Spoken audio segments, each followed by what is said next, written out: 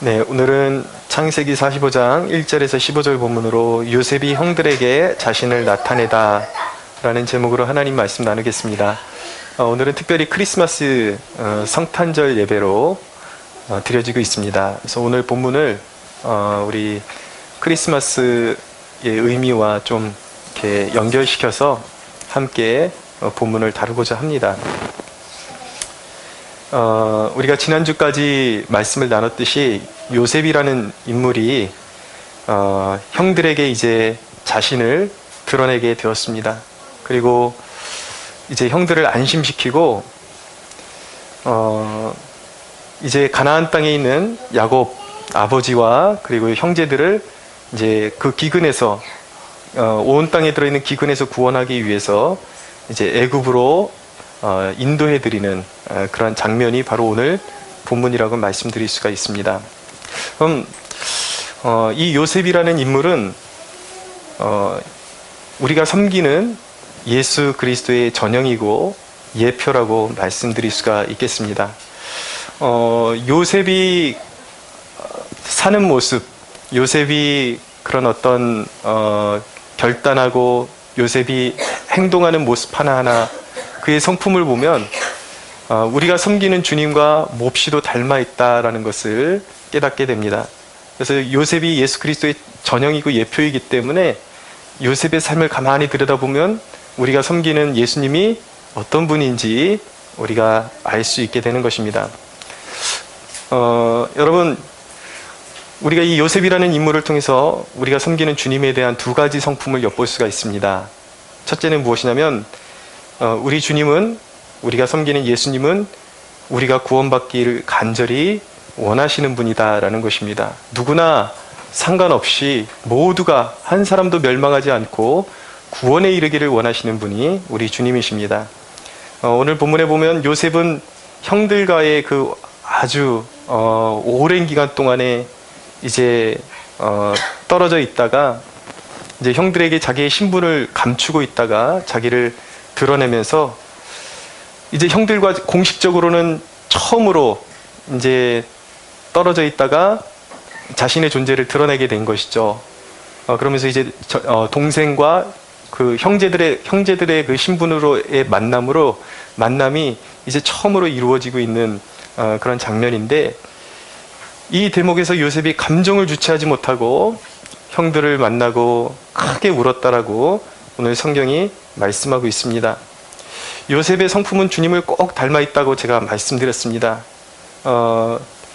주님은 무덤에 갇혀 있는 죽은 지 사흘이 지나버린 나사로를 보시면서 그의 무덤을 향해 보시면서 또 그 나사로가 죽은 것을 보고 옆에서 주위에서 애통해하는 그 사람들의 모습을 보시면서 그 죽음에 애통해하는 마음을 가지시고 함께 우셨습니다.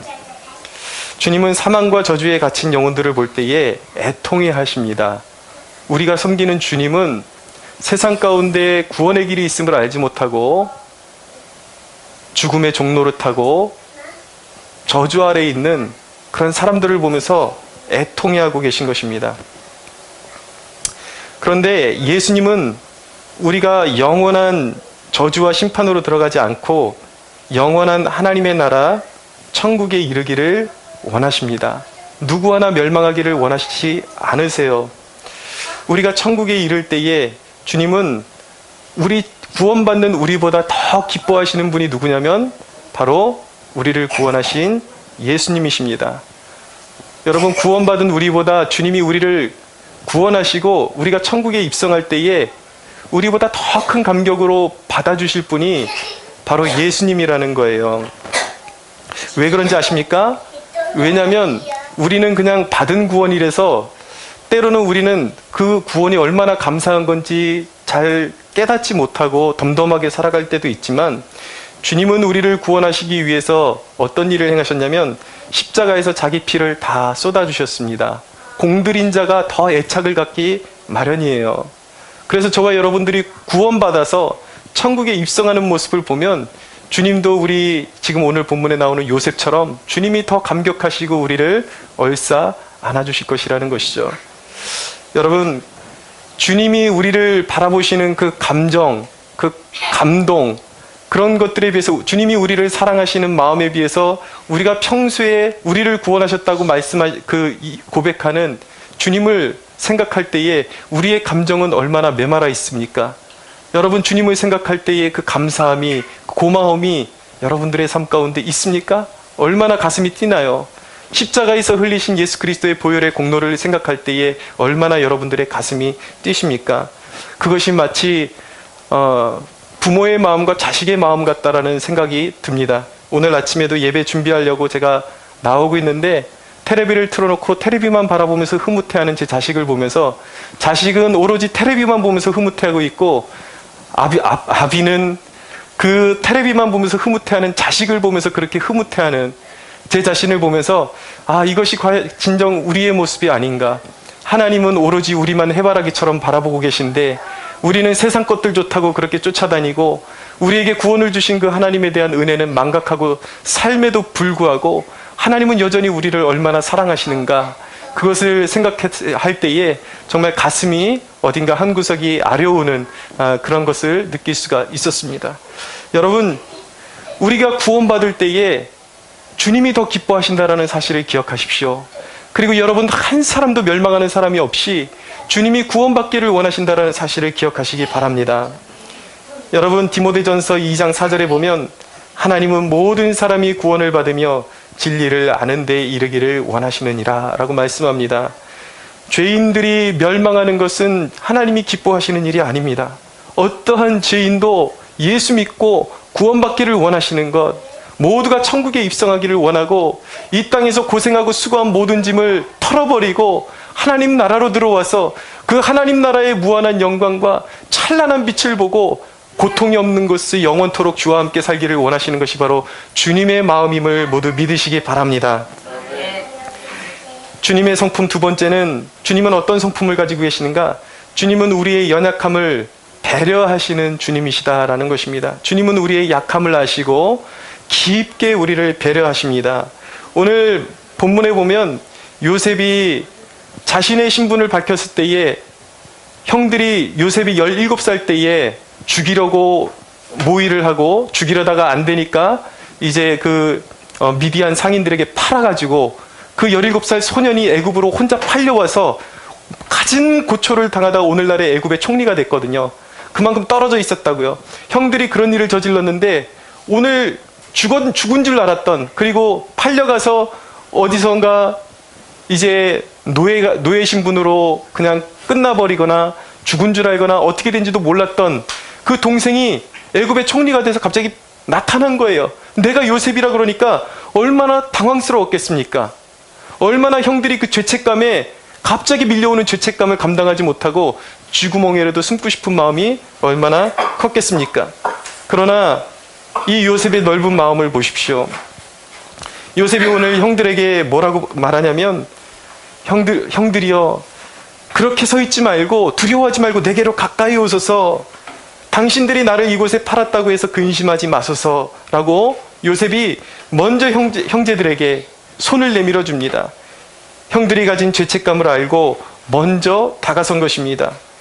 여러분, 우리 예수님도 그렇습니다. 죄악에 빠진 인간이 먼저 주님께로 올 수 없다라는 것을 주님이 알고 계십니다. 그래서 주님은 죄책감에 빠진 죄인을 구원하시기 위해서 먼저 손을 내밀어 주시는 분이 우리 예수님이십니다. 여러분들, 하나님의 사랑에 대해서 들어보셨습니까? 하나님의 사랑에 대해서 얼마나 알고 계십니까? 죄인인 우리가 하나님께 갈 수가 없으니까, 죄인들은 영적으로 눈이 멀어 있어요. 하나님을 알 수가 없고 그분의 사랑을 알 수가 없습니다. 죄인들이 하나님께로 갈 수가 없으니까 하나님께서 어떻게 하셨는가? 자기 아들이신 성자 예수님을 이 땅에 우리와 같은 죄인의 모습으로 보내주셨어요. 아들을 보내주셨어요. 그 아들이 누구십니까? 그 아들이 바로 우리가 믿는 예수 그리스도이신 것입니다. 그분이 오신 날이 크리스마스예요. 노는 날이 아니라 하나님의 아들이신 예수 그리스도가 하늘의 보좌를 박차시고 이 땅에 오신 날이 바로 크리스마스인 것입니다. 예수님은 하나님의 아들이시요, 그분은 우리의 죄를 위해서 십자가에 죽으시고 3일 만에 부활하심으로 우리 모든 사람들에게 믿을 만한 증거를 우리에게 보여주셨습니다. 성경 한 구절 읽어드리겠습니다.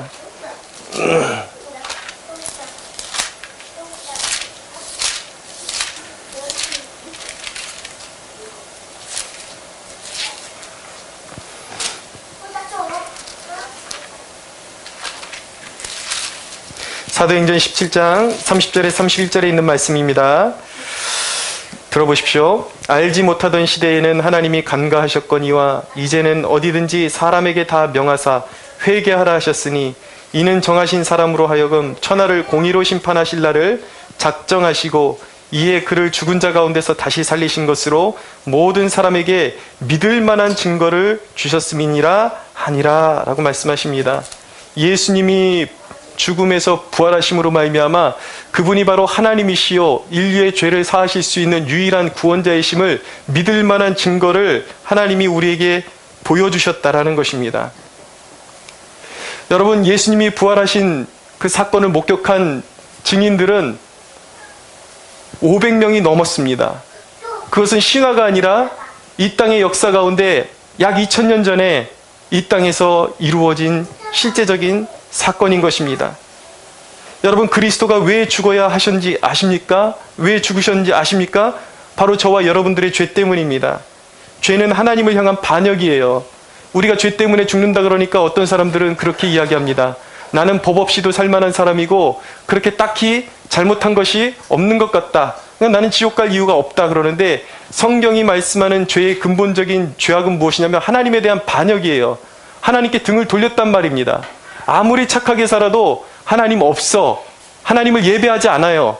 예수님을 믿지 않아요. 이것이 바로 죄악의 뿌리인 것입니다. 이것 때문에 인간이 지옥에 가는 거예요. 하나님을 부정하기 때문에. 하나님이 우리의 생명의 근원이신데 하나님을 부정하는 것이 가장 죄악 중에 큰 죄악인 것입니다. 여러분, 우리가 죄인이 아니라면 주님이 못 박히실 이유가 없었던 것입니다. 그러므로 여러분, 이것을 다시 환원해서 말씀드리면 역설적으로 우리 모두가 주님을 십자가에 못 박은 거예요. 내 죄 때문에 예수님이 십자가를 지고 피 흘리시고 물과 피를 다 쏟으시고 희생하셨다라는 것입니다. 그런데 여러분, 우리 때문에 주님이 그렇게 되셨는데 주님이 말씀하세요. 뭐라고 말씀하시는가? 이 죄악된 패역한 무리들아, 너희들이 내 앞에 설 자격이 있는가? 떠나가 버려라. 지옥에나 가버려라. 그렇게 말씀하시지 않고 주님께서는 우리를 위해서 피 흘려주심에도 불구하고 우리는 구원받을 만한 자격이 눈꼽만치도 없음에도 불구하고 자격 없는 우리에게 먼저 다가오셔서 가까이 와라, 가까이 와라. 누구든지 내 피를 마시고 내 살을 먹는 자는 죄책감을 씻어주고 죄에서 구원하여 영생에 이르게 해줄 것이다. 할렐루야. 여러분, 이 아름다운 선포, 이 죄인들을 향한 위대한 선포를 하는 날이, 그날이 바로 크리스마스인 것입니다. 여러분, 주님께서는 말씀하셨습니다. 요한복음에 보면 이런 말씀이 있습니다. 요한복음 3장 16절에 18절에 보면 주님께서 말씀하십니다. 하나님이 세상을 이처럼 사랑하사 독생자를 주셨으니 이는 그를 믿는 자마다 멸망하지 않고 영생을 얻게 하려 하심이라. 하나님이 그 아들을 세상에 보내신 것은 세상을 심판하려 하심이 아니요 그로 말미암아 세상이 구원을 받게 하려 하심이라. 그를 믿는 자는 심판을 받지 아니하는 것이요 믿지 아니하는 자는 하나님의 독생자의 이름을 믿지 아니하므로 벌써 심판을 받은 것이니라 라고 말씀합니다. 여러분, 자격이 필요 없습니다. 그 누구도 자기의 자격으로 구원받을 수 없습니다. 주님께서 원하시는 것은 무엇이냐면 너희는 어차피 자격이 없기 때문에 너희의 자격을 원하는 것이 아니라 내가 너희를 위해서 십자가를 졌다라는 것을 믿고 십자가 앞으로 나오라는 것입니다. 그것이 주님의 유일한 요구인 것입니다. 그러나 주님이 우리가 받아야 될 모든 죄의 짐을 지시고 십자가를 지시고 죽으셨음에도 불구하고 그것을 거부하게 되면 내 죄의 짐, 여러분들이 지은 모든 죄의 짐을 담당해 줄 사람이 없기 때문에 여러분들은 여러분들의 죄의 짐을 그대로 여러분들 스스로가 지고 자동적으로 심판을 받고 멸망할 수밖에 없는 것입니다. 많은 이들이 자격을 따져요. 그러나 여러분, 말씀드렸듯이 자격으로 구원받을 자가 없습니다. 어떤 분들에게 예수 믿으시라고 말씀드리면 자꾸 그렇게 말씀하세요. 난 준비가 안 됐습니다. 담배도 끊고 와야 되고 술도 끊고 와야 되고 그런데 여러분, 그러면 평생 구원받지 못합니다. 왜인지 아십니까? 인간은 태어나면서부터 죄인이요. 죽을 때까지 죄인이기 때문에 인간이 하나님 앞에서 자격을 갖추고 하나님 앞에 나올 수 있다는 것은 말이 되지를 않습니다. 아무리 공로를 쌓아도 인간은 하나님이 원하시는 선에 이를 수가 없습니다. 그래서 여러분, 스님 중에 가장 유명한 스님이었던 분 중에 한 분이 7년 동안 벽만 보고 잠도 안 자고 그렇게 수행을 했던, 잠을 자더라도 벽을 보고 앉아서 주무셨대요. 눕지를 않았다랍니다. 그 고행을 통해서 구원의 길을 발견하려고. 그러나 그분이 마지막에 하신 고백이 무엇인지 아십니까? 나는 결국 구원의 길을 알지 못하고 발견하지 못하고 죽는다. 나는 결국 지옥으로 가게 되었다. 그것이 그의 고백이었습니다. 누가 여러분 아무리 고행을 해도 천국에 이를 수가 없습니다. 여러분들이 결코 자격을 갖출 수가 없어요. 만약에 누군가가 자신이 나는 구원받을 자격이 있다라고 말한다면 그 사람이 바로 하나님 앞에 가장 극악한 죄인이라는 것을 기억하셔야만 하는 것입니다. 그 죄 때문에, 자신의 죄 때문에 예수님이 십자가에 못 박히셨는데 그 죄를 인정하지 않고 자기는 떳떳하다고 말하니 하나님 앞에 얼마나 여러분 반역하는 죄인으로 보이겠습니까? 그러나 여러분, 주님의 용서는 값없이 주시는 은혜인 것입니다. 죄인들을 향하신 그분에게 와서 그분을 믿기만 하면 주시는 선물이요 은혜임을 믿으시기 바랍니다. 네. 여러분, 우리 성도분 한 분이 그러세요. 사람들을 초청하기 위해서 친구에게 교회 좀 나오라고, 와서 밥 좀 먹으라고 그렇게 이야기했더니 오늘 기도하셨던 성도님, 친구분이 그러시더랍니다. 밥 먹을 데가 없어 니네 교회 가서 먹냐. 그렇죠. 저는 이해가 가요. 왜냐하면 요즘 밥 먹을 데 얼마나 많습니까? 싼 돈만 주면 너무나도 잘 먹을 데가 너무나도 많은데 여러분들 밥 먹을 데가 없어서 교회 오신 건 아니지 않습니까? 그러나 여기서만 드릴 수 있는 밥이 있다라는 거예요. 여러분, 영원히 사는 떡을 대접하기 위해서 여러분들을 모셨습니다. 믿으십시오. 여러분들이 육신이 먹는 그 육신의 양식은 먹고도 죽게 되지만 오늘 주님께서 말씀하시는, 주님은 뭐라고 말씀하시냐면 내 살은 영원히 사는 생명의 떡이다라고 말씀하고 있습니다. 그 떡을 마시고 그 피를 마시는 자는 영원히 죽지 않게 되는 것입니다. 믿으십시오. 여러분, 이어지는 대목에서 요셉이 자기가 그렇게 험난하게 당했던 고통에 대해서, 그 고통에 대해서 이야기하는 대목이 이제 나타나고 있습니다. 이 요셉이 고백하는 이 대목을 통해서 우리 인생의 고통의 진정한 목적이 무엇인가를 우리는 깨닫게 될 것입니다. 여러분, 요셉이 당했을 고통을 한번 생각해 보십시오. 17살의 형들에게 억울하게 그렇게 팔려와서 노예의 신분으로 지내고 또 모함을 받아서 죄수의 신세가 되어서 10수년을 지내야 했습니다. 13년을 그렇게 노예와 죄수의 신분으로 지내야 했습니다. 꽃 같은 나이를 다 인간의 눈으로 보기에는 망쳐버린 것 같아요. 그런데 여러분, 오늘 요셉이 보여주는 그 모습을 보면 요셉의 그 마음 가운데 상처가 없다라는 것을 발견하게 됩니다. 이전에 그렇게 자기가 고생하고 죽을 고생을 했는데도 불구하고 마음에 상처가 없어요. 왜 그랬을까요? 어떻게 그럴 수가 있었을까요? 하나님의 섭리를 깨달았기 때문입니다. 5절을 보십시오.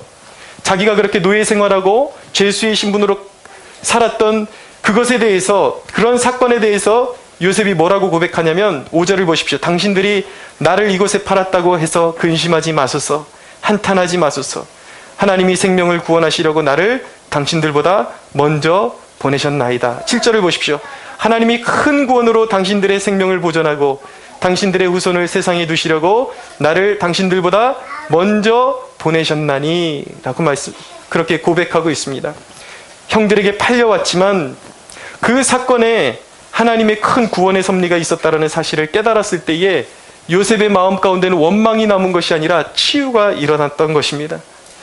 구약 성경에 보면 또 한 명의 인물이 나오는데, 모세라는 인물은 어쩔 수 없는 상황 가운데 있기는 했지만 그 부모에게 버림을 받았습니다.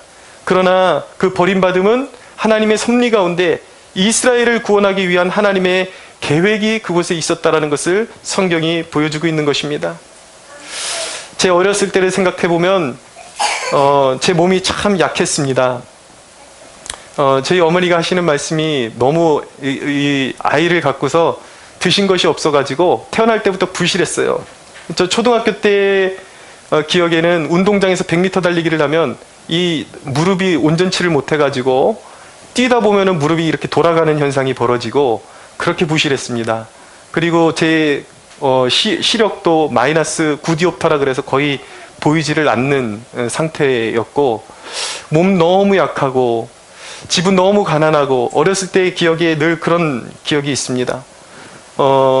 초등학교 때는 뭐 큰 돈 드는 것이 아니니까 소풍 따라다니곤 했지만, 중학교 이후에 가서는 이제 제가 스스로 뭐 달라 그랬으면 주셨을 수도 있겠지만, 제가 스스로 이제 우리 집이 없으니까 중학교 때부터 이제 수학여행을 가거나 그러면 부모님에게 돈 달라 그러기가 미안한 거예요. 그러니까 중학교 때 이후로 대학교 때까지는 수학여행을 갔던 기억이 없습니다.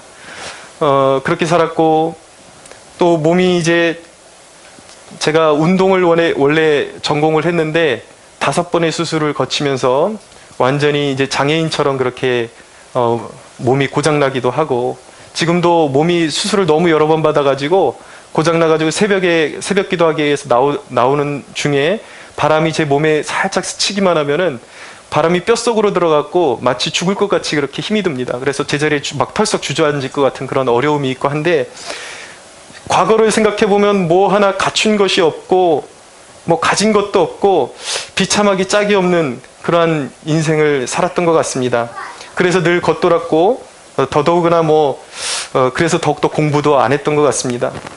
그러나 제가 하나님을 만나고 나서 비로소 깨달은 것은 무엇이냐면, 바로 그런 역경의 그런 역사들이, 제 삶의 그런 고충들, 역사들, 누구도 알아주지 않는 그런 역사들, 비참한 역사들이 알고 보니까 하나님이 예비하신 구원의 스토리라는 것을 제가 깨닫게 된 것입니다.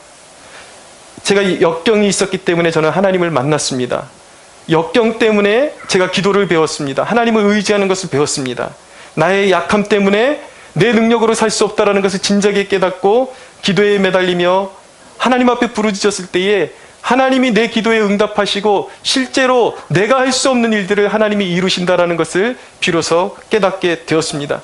무엇을 통해서 배운 것입니까, 여러분? 내가 잘 살았더라면 결코 하나님의 살아계심을 깨달을 수 없었을 것입니다. 내가 스스로 잘났더라면 하나님의 전능하심을 결코 알 수 없었을 것입니다. 여러분, 왜 여러분들에게 원치 않는 고통이 주어지는 것일까요? 험난한 세월을 살아오셨다면 왜 그런 일이 벌어졌던 것일까요? 하나님이 여러분들을 통해서 큰 구원을 이루시려고 계획하시고 계시기 때문인 것입니다. 믿으십시오. 인간은 평안할 때 자신이 대단한 줄 압니다. 살만하다고 생각해요. 자신이 전부인 줄 압니다. 그러나 고통이 오면은 비로소 자기의 약함을 깨닫게 됩니다. 고통 속에서 하나님을 찾게 되고 비로소 하나님의 음성을 듣게 됩니다. 보세요, 여러분. 살만한 사람들은요, 교회에 오면 설교가 들리지를 않습니다. 설교자가 무슨 소리 하는지 귀에 들리지를 않아요. 왜냐하면 살만하니까. 그런데 죽을 것 같은 고난을 당해본 사람들, 그리고 지금 삶의 현장이 정말 누군가가 나를 도와주지 않으면 죽을 것 같은 사람들은 귀가 열립니다. 반짝 열리면서 그 지루한 줄만 알았던 설교가 자기 귀 속에 쏙쏙 들어오면서 하나님이 살아계심을 알게 되고 느끼게 되고 깨닫게 되는 것입니다. 그러니 여러분, 고통이 얼마나 큰 축복인 것입니까? 여러분, 여러분들의 삶 가운데 고통을 주신 하나님을 찬송할 수 있게 되기를 바랍니다. 하나님은 여러분이 구원받기를 원하시고 여러분을 통해서 여러분을 씨앗으로 삼아서 여러분들의 가족을 구원하기를 원하십니다. 그래서 성경은 말씀합니다. 주 예수를 믿으라. 그리하면 너와 내 집이 구원을 받으리라. 주 예수를 믿으라. 그리하면 너와 내 집이 구원을 받으리라. 오늘 요셉이 먼저 애굽에 와서 총리가 돼서 기근으로 다 굶어 죽을 수밖에 없었던 자신의 가족들을 구원해낸 것처럼, 여러분들이 먼저 예수 믿고 하나님의 뜻에 순종하기 시작하면 여러분들의 가정에 사망과 저주 아래 있던 여러분들의 가족의 구원의 문이 열리기 시작함을 믿으시기 바랍니다. 그렇지만 여러분, 부활의 주님, 여러분들에게 생명을 주기를 원하는 이 주님을 거부하고 만나지 않으면 여러분들이 당하는 고통은 그 고통 자체일 뿐이라는 사실을 기억하셔야만 하는 것입니다. 얼마나 불행하십니까? 불행한 것입니까? 천국의 소망도 없고 영원한 생명도 없다고 생각하는 사람들이 이 땅에서 지질이 고생하다가 죽었더니 그것도 보상받지 못하고 지옥으로 가버려요. 그것보다 불행한 일이 어디 있습니까? 그러나 여러분, 하나님이 여러분을 향한 좋은 계획을 가지고 계십니다.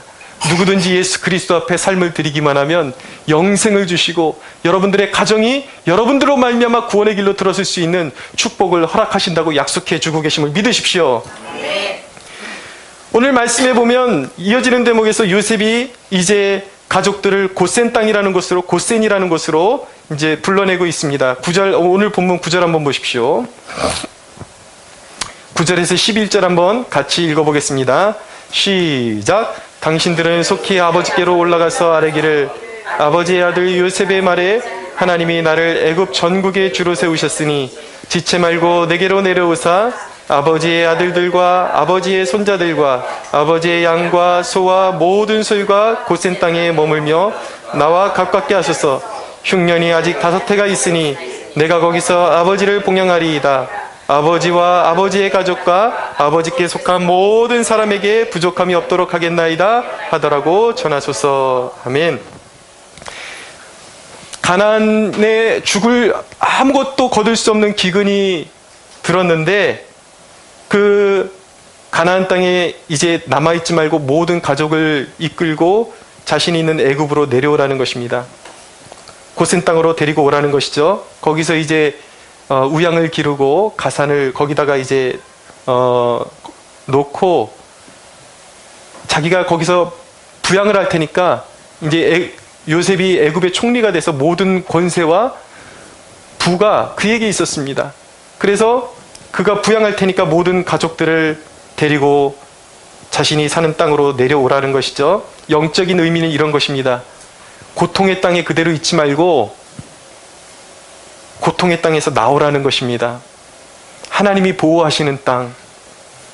우리 인간이 서 있는 땅은 고통의 땅이요 미래가 없는 땅이기 때문에 그것은 곧 기근이 들 땅이에요. 메말라 죽을 땅입니다. 그곳에 있지 말고 양식이 있는 곳으로 오라는 거예요. 생명의 양식이 있는 곳으로. 보살핌이 있는 곳, 그곳으로 오라는 것입니다. 11절에 보세요. 흉년이 아직 5해가 있으니 라고 말씀하고 있습니다. 여러분, 인생에 흉년이 오면 그 누구도 피해갈 수가 없습니다. 그러나 여러분, 하나님이 주시는 구원의 은혜는 흉년도 이기게 해주는 것입니다. 사람들은 막다른 길에 서면 길이 없다고 말합니다. 그러나 여러분, 사람이 포기한 그곳에 하나님은 길을 예비하고 계십니다. 할렐루야. 사람이 다 포기해도 하나님께는 길이 있어요. 제가 처음에 은혜 받았을 때에 하나님이 부르신다라는 그 부르심이 너무나도 강하게 느껴져서 신학대학을 가기로 결단을 했는데, 말씀드렸듯이 제가 뒤늦게 이제 26, 7대에서 이제 은혜 받고 다시 공부를 하려니까 집안 사정이 여의치를 않았습니다. 집안에다가 이 학비의 부담을 주기가 여의치 않은 상황 가운데 있었어요. 그런데 제가 청년 시절에 설교를 듣는데 교회 목사님이 그런 설교를 하시더라고요. 교회 직분자 중에 아주 잘 사시는 분들 가운데서 가난한 신학생들을 잘 이렇게 학비도 대주고 부양해서 잘 가르쳐주고 그 유학도 보내주고 그렇게 목회자를 잘 길러내는 복된 성도들이 있다라고 그렇게 저에게 말씀하시는데, 순간적으로 그 설교를 듣는데 저에게 어떤 소망이 생기냐면, 와, 나에게도 그런 은혜가 있었으면 좋겠다. 나도 가난해서 공부할 그런 여력은 안 되지만 누군가가 내 공부를 시켜줄 수 있으면 얼마나 좋을까. 그러면서 믿음이 생기는 거예요. 왠지 나에게도 그런 일이 생기지 않을까.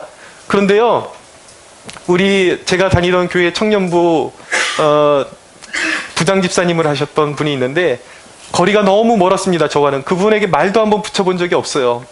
근데 그분이 소문을 듣기에, 이분이 사업을 하시는 분인데 여러 학생들에게 장학금을 대주신다라는 소문을 제가 듣게 되었습니다.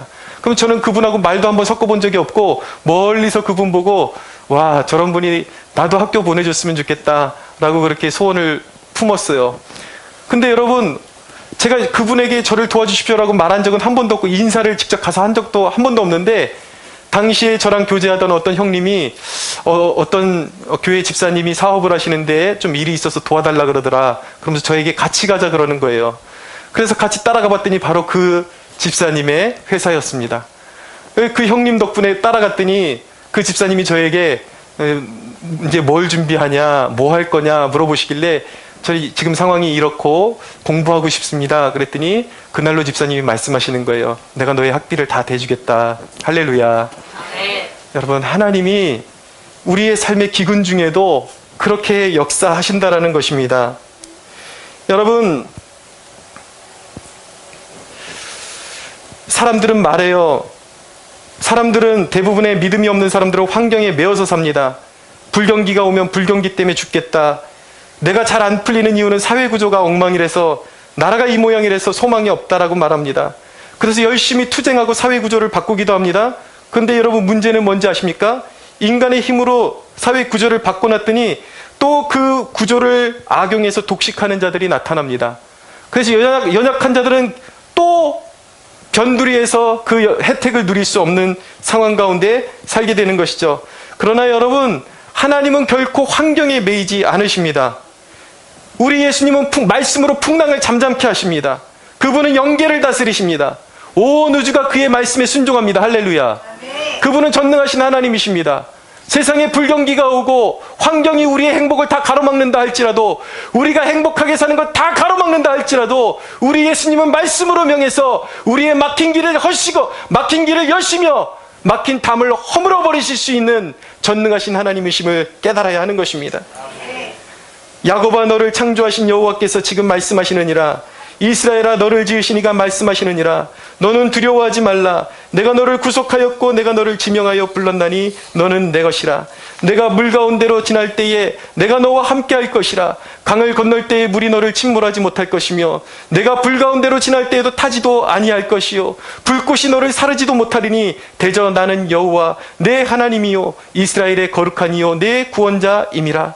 보라, 내가 새 일을 행하리니 이제 나타낼 것이라. 너희가 그것을 알지 못하겠느냐? 반드시 내가 광야의 길을 사막에 강을 내리니 장차 들짐승 곧 승냥이와 타조도 나를 존경할 것은 내가 광야의 물을 사막의 강들을 내어 내 백성 내가 택한 자에게 마시게 할 것임이라. 할렐루야. 살아계신 하나님의 약속이여 선포인 것입니다. 여러분, 하나님께 기도할 때 우리의 길을 여십니다. 하나님은 우리를 도우실 수 있는 유일한 분이십니다. 영생을 주실 수 있는 유일한 분이십니다. 사랑하는 여러분, 크리스마스는 술 마시고 흥청대는 날이 아닙니다. 가장 은혜롭고 거룩한 날입니다. 이날은 여러분을 구원하시려고 하나님의 아들이신 예수 그리스도가 하늘의 보좌를 박차시고 낮고 낮은 이 땅에 오신 날인 것입니다. 그렇기 때문에 이날은 우리가 세상에서 세상을 즐기는 날이 아니라 그분을 예배함이 마땅한 날인 것입니다. 성경은 말씀합니다. 해변의 갈릴리여, 가장 고통받는 땅이 주님이 임하심으로 말미암아 가장 영화로운 땅이 되는 것입니다. 황폐한 여러분의 삶에 주님이 오시면 이제까지 어떤 삶을 살아왔든지 가장 거룩한 삶이 됨을 믿으시기 바랍니다. 이전에 여러분들이 한량같이 살아왔거나 어떤 방탕한 삶을 살아왔든지, 오늘 여러분들에게 구원의 근거가 있는 것이 아니라 여러분들을 위해서 십자가를 지신 예수 그리스도를 믿기만 하면 가장 더럽고 가장 추악한 그런 존재들이 가장 거룩한 존재들이 되는 거예요. 예수님을 따르고 믿었던 사람들을 보십시오. 다 세리와 죄인들과 심지어는 창녀들과 7 귀신 들렸던 귀신에게 매였던 사람들이 예수 믿고 인생 가운데 가장 거룩한 존재들로 거듭나게 되는 것입니다. 그 능력이 주님께 있음을 믿으십시오. 여러분, 영원토록 하나님이 여러분들이 예수 그리스도를 영접할 때에, 주님을 따르기로 결정할 때에 영원토록 주님이 여러분들을 떠나지 않는 축복을 누리게 될 것입니다. 성경은 말씀합니다. 보라, 처녀가 잉태하여 아들을 낳을 것이요 그의 이름은 임마누엘이라 하리라 하셨으니 이를 번역한 즉 하나님이 우리와 함께 계시다 함이라. 사랑하는 여러분, 주님 앞에 여러분들의 삶을 드릴 때에 그 삶을 드린 여러분을 통해서 여러분 한 사람만 축복을 받는 것이 아니라 여러분들 주위로 오는 많은 사람들이 함께 축복을 누리게 될 것이라는 것을 기대하시고 믿으시기 바랍니다. 오늘 하나님께서 초청하십니다. 여러분들의 인생은 한 번 가면 오지 않습니다. 여러분들의 인생을 어디다 소모하고 있습니까? 하나님이 여러분들을 구원하기를 원하십니다. 이 땅에 오신 예수 그리스도, 오늘 제가 말씀드린 예수 그리스도를 구주로 영접하십시오. 오늘 마음에 감동이 오면 뒤로 미루지 마시고 하나님을 예배하는 삶을 살아가십시오. 모든 인생, 이 땅에서 부귀와 영화를 누렸던 모든 인생들은 후회하는 그날이 오게 될 것입니다. 하나님의 심판대 앞에서 땅을 치며 곡해도 지옥에서 나올 수 없는 그런 애통함을 맛보게 될 것입니다. 그러나 오늘 주님을 따르기로 결단하면 영원토록 살아계신 하나님이 여러분들과 동행하시며 하늘의 신령한 복으로 여러분들을 채우실 것을 믿으시기 바랍니다. 우리 하나님께 영광의 박수 올려드리겠습니다.